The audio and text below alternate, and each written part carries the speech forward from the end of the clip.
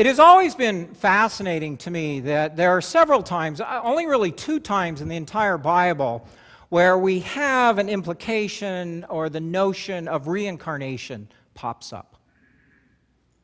You know, it's interesting, and it's always been interesting to me that no theologian has really run with this because it's so clearly there.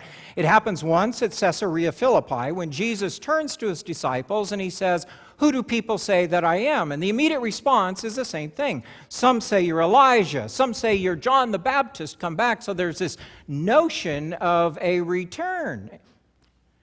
The same thing happens here. When Jesus appears, Herod says, "Is this them come back? Could it be?" Now, I have to tell you, the Judeo-Christian tradition really is not a part of reincarnation. That's Eastern thought, and certainly ancient Judaism did not have that within its tradition, but it's always kind of intrigued me that this is here. And I've always wanted to say that in a sermon, and so I got the opportunity to say that today, so I said it. But that's not what I want to talk about. Because the notion of reincarnation made me think of something else, and that was karma. That what goes around comes around. And if I'm not someone who really buys into reincarnation, I do believe very much in karma. You know, the golden rule, do unto others as you would have them do unto you. I think there's a lot of truth to that. The problem is people like to do unto others before they do it unto you, and that gets us into trouble. You know, if you sow hatred, what do you get in return? Reprisals.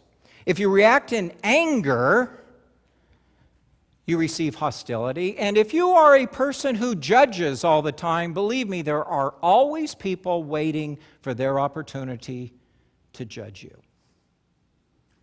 What goes around comes around. And that's just a fact. I just finished reading a very fascinating book I would commend to you, especially anyone here who's interested, as I am always, in the Middle East and Israeli-Palestinian relations. It's called The Lemon Tree. Very, very interesting book. And it's called The Lemon Tree because in the backyard of this home, which is now a Jewish home, but was a Palestinian home at one time, there's a lemon tree.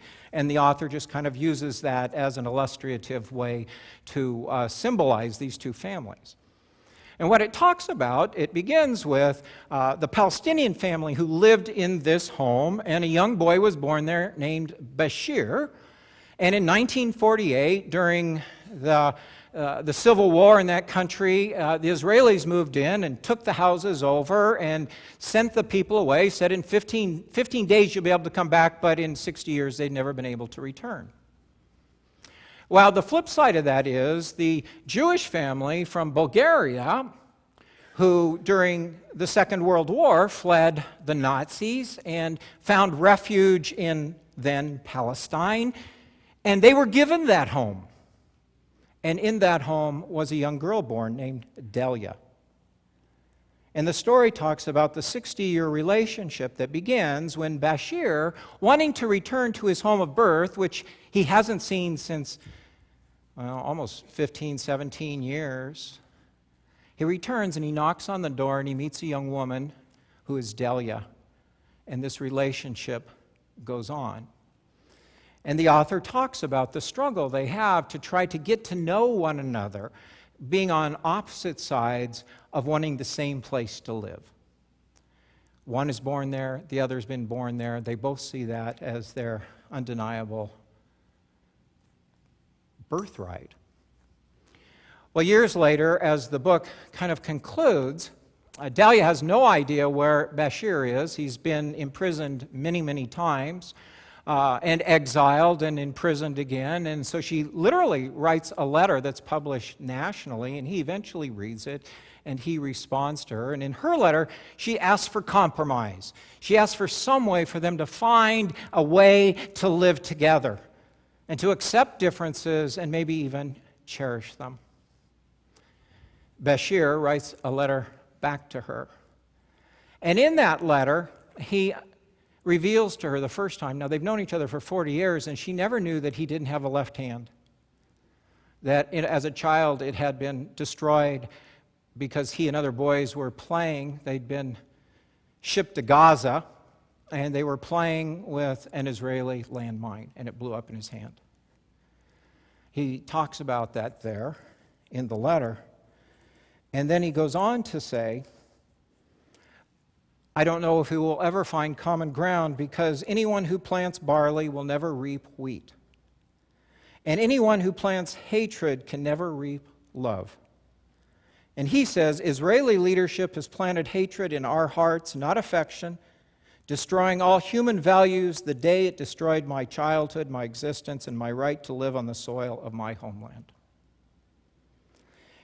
And so it goes on, and it goes on, and it goes on. And we read that, and we think about that, and it breaks my heart every time I go there and I see the tension on both sides. But then we here in this country point at them, and we say, well, why don't they learn to get along? Why don't they just put the past in the past and settle it? And then I watch our own news. I watch our own news, and we are not so different. Because lest we cast stones, we have the same struggles going on in our backyards. We could have a lemon tree in our own yards. Just look at all the recent incidents involving flags and race, stemming from fears and past images and prejudices, whatever. You know, one would have hoped that we have long since passed or put these in our past, put them in their respective places. I liked what I read in the Huffington Post, what Bertram Hayes Davis, one of the descendants of Jefferson Davis, wrote as they were struggling with that issue of the Confederate flag in Charleston. He said, the problem with all this, he said, even if my grandfather, Jefferson Davis, is always remembered as president of the Confederacy, but when you look at the whole picture, he did much for this country beyond that. He just gets associated with that one thing. And he said, Jefferson Davis preached that we have one country and this is after the war, he preached that we should have one country and should focus on making it the country that God intended it to be. History cannot be erased, but it must always be remembered with fact and truth. And he continues that symbols used to create fear or mistrust have no purpose in any day or age. And he says that it's time for the flag to become a part of our historical collections and not a public symbol to any one person, group, or organization that would misuse it. For the time of division must be over, and we need to come together for the future unity of everyone in this country. You know, and we say this and we believe this, but it always depends on what side of the issue you are, right? You know? In one country, a person's a terrorist. In another country, they're a freedom fighter. We say this and we believe this, but then we shift our thinking depend upon the issue and how close it strikes to home. Because I also read a very thought-provoking post among the many inane posts on Facebook, where a woman who is Jewish and a nurse said, if I provide care for a patient, if I can provide compassionate care for a patient with swastikas tattooed all over his body, how can a waitress refuse to serve someone who is gay? You know, it really breaks my heart. Because there was a time when compromise was not seen as defeat. You know, when great statesmen came to a point of agreement, statesmen, stateswomen came to a point of agreement that could help us live together. But it seems that these days we are more obsessed with being right than being in relationship at any cost. Forgetting that name-calling only begets more name-calling, and when you fight fire with fire, we all end up with a ton of ashes. You know, I'm embarrassed to admit, as I grow older, that in my younger days, I was even known to complain. When we lived in Illinois, and those of you up north remember Illinois or Midwest winters, they are brutal. And I would go to Best Buy, and it seemed like half the lot was reserved for handicapped people, and they were empty. Doesn't make any sense. In Illinois, they have an exponential law in terms of when you build a parking lot, it's much broader than in Florida. And I would think, man, they had all these empty lots. Why can't I park closer?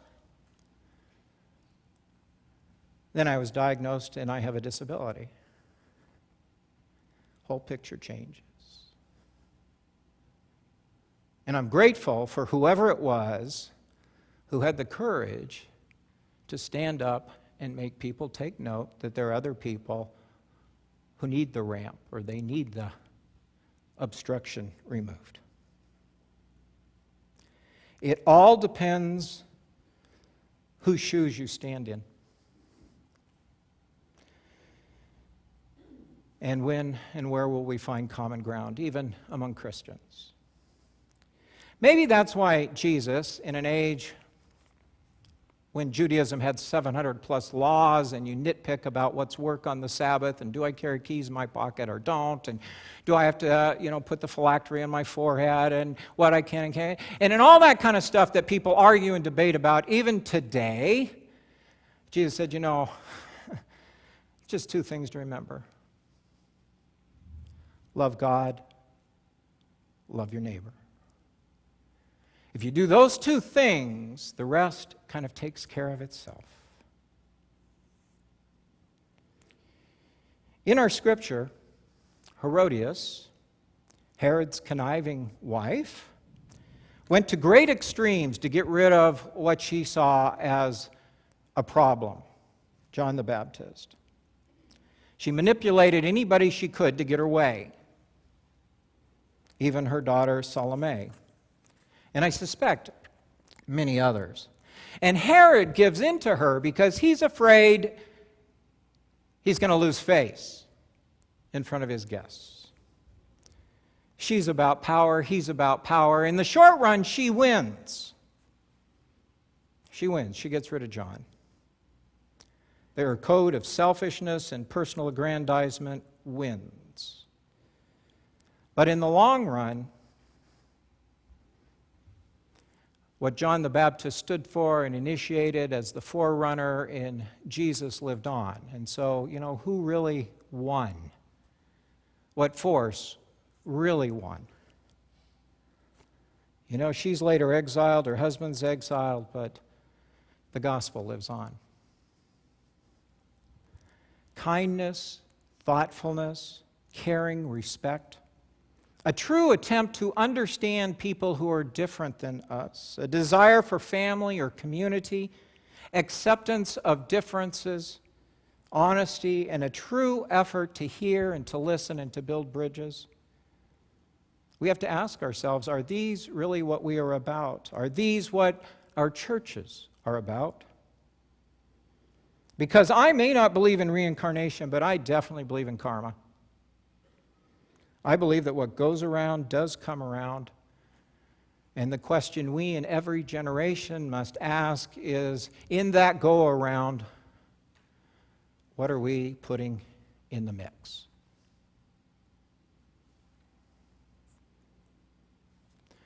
Amen.